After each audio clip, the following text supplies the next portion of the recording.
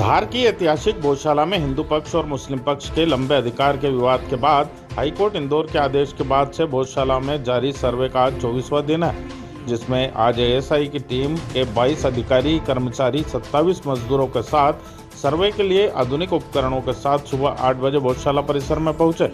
माननीय उच्च न्यायालय के आदेश के अनुसार भोजशाला और भोजशाला के 50 मीटर के दायरे में उत्खनन, जीपीएस, जीपीआर, कार्बन डेटिंग, उच्च स्तरीय फोटोग्राफी, वीडियोग्राफी सहित अन्य आधुनिक तकनीक के माध्यम से लगातार सर्वे का काम जारी है।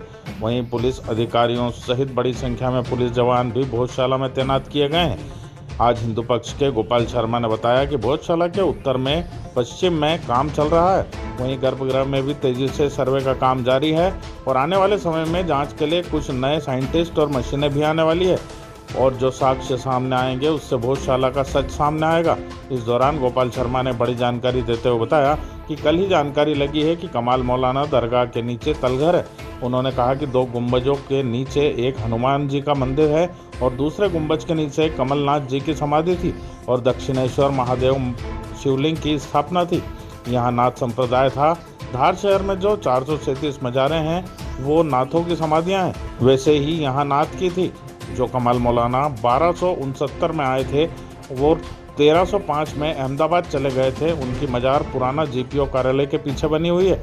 उनके मरने के 300 साल बाद 16वीं शताब्दी में मोहम्मद खिलजी और मोहम्मद गोरी ने वहां से ईंट लाकर हमारे दोनों देवस्थानों को ध्वस्त कर मजारें बना दी थी। कई उदाहरण हैं, जैसे ताजमहल में जाओ तो नीचे तलघर है, वहाँ नीचे एक सफ़ेद मजार बनी हुई है जिस पर जमुना जी का पानी एक एक बूंद गिरता है। पानी शिवलिंग पर ही गिरता है। इसी प्रकार कुतुब मीनार 27 हिंदू और जैन मंदिरों को तोड़कर बनाया गया था। इसी प्रकार अकबर ने एक दीन इलाही धर्म की स्थापना की थी। सूफी संत तैयार किए थे। उन्हीं सूफी संतों ने देश में हिंदू मंदिरों में जाकर सेवा की आड़ में धर्मांतरण का काम किया था। आज वह 30,000 स्थान हिंदू मंदिरों से वंचित होकर मस्जिदों में परिवर्तित हुए हैं और हिंदू समाज अपमानित हुआ है। उसी में एक भोजशाला भी है। अजमेर के बारे में भी कहते हैं कि वहाँ एक शिवलिंग है, वहीं एक 2.5 दिन की मस्जिद है जिसे झोपड़ा कहते हैं। वह संस्कृत का महाविद्यालय था, वह भी आज मस्जिद में परिवर्तित है। उसे भी 2.5 दिन में तोड़कर मस्जिद में परिवर्तित किया गया था। ऐसे कई स्थान हैं जहां हिंदू समाज अपने स्थान के लिए संघर्ष कर रहा है। ऐसे ही धार की भोजशाला है जहां 5,000 विद्यार्थी अध्ययन करते थे और 1300 आचार्य विद्यादान करते थे। यहाँ से तैयार होने के बाद विद्वान पूरे आर्यावर्त में हिंदू समाज का प्रचार करते और हिंदू समाज को मार्गदर्शन करने का काम करते थे। इस मानसिकता को खत्म करने के लिए 1305 में अलाउद्दीन खिलजी ने यहाँ आक्रमण किया था और आज इस मानसिकता को पोषित करने वाले लोग इस मंदिर में नमाज पढ़ते हैं। इस सर्वे के बाद निश्चित रूप से यहाँ पहले राजा भोज के काल में इस भोजशाला का जो स्वरूप था, माँ सरस्वती मंदिर का जो स्वरूप था, वह पुनः प्राप्त होगा। वहीं कमालुद्दीन वेलफेयर सोसाइटी के अध्यक्ष और मुस्लिम पक्षकार अब्दुल समद खान ने बताया कि अंदर सर्वे का काम अपनी गति से चल रहा है। दरगाह के अंदर भी जो शिलालेख और पत्थर मिल रहे हैं जिन पर उर्दू, अरबी और फारसी में लिखा हुआ है, उनकी जांच के लिए जल्दी ही कुछ मशीनें और साइंटिस्ट यहाँ पहुँचने वाले हैं। साथ ही कहा कि सर्वे के दौरान साफ सफाई, फोटोग्राफी, वीडियोग्राफी, लेबलिंग, स्केचिंग और ड्राफ्टिंग का काम हुआ है, जिससे वह किस समय के हैं यह पता लगाया जा सके। ये सारी बातें एएसआई की टीम गुप्त रख रही है, जो कोर्ट के सामने ही पेश की जाएगी। सामने आएगा।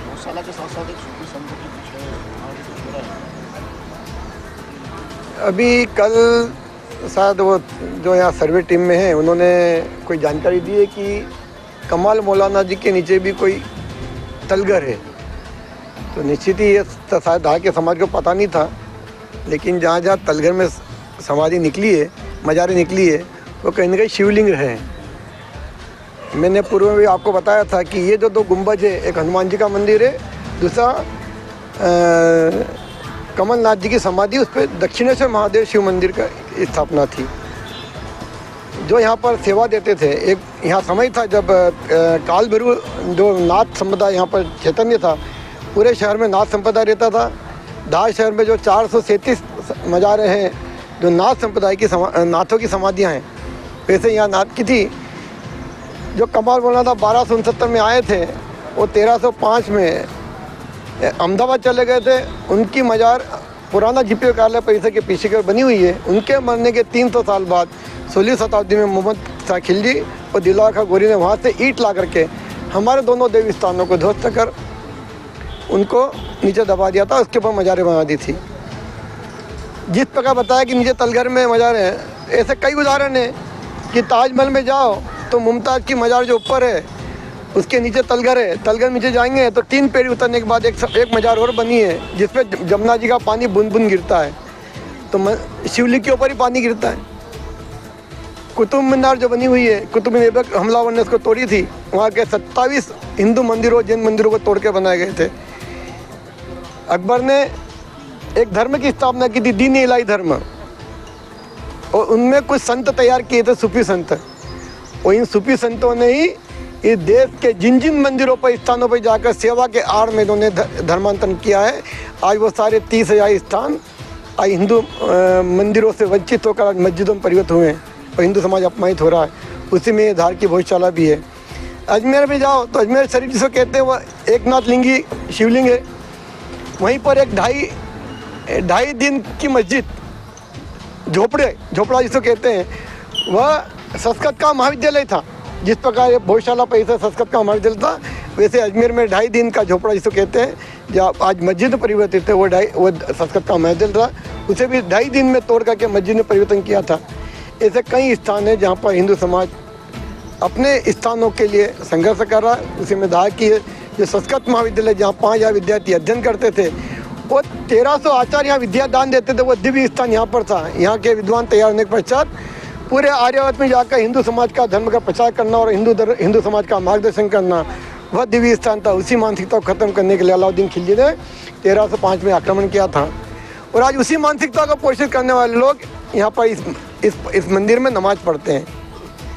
इसलिए आज ये सर्वे के बाद निश्चित ही यह स्थान राजा भोज के काल में जिस प्रकार इस भोजशाला का स्वरूप था, इस माँ सरस्वती मंदिर का स्वरूप था, यह पुनः प्राप्त होगा, ऐसी उम्मीद है।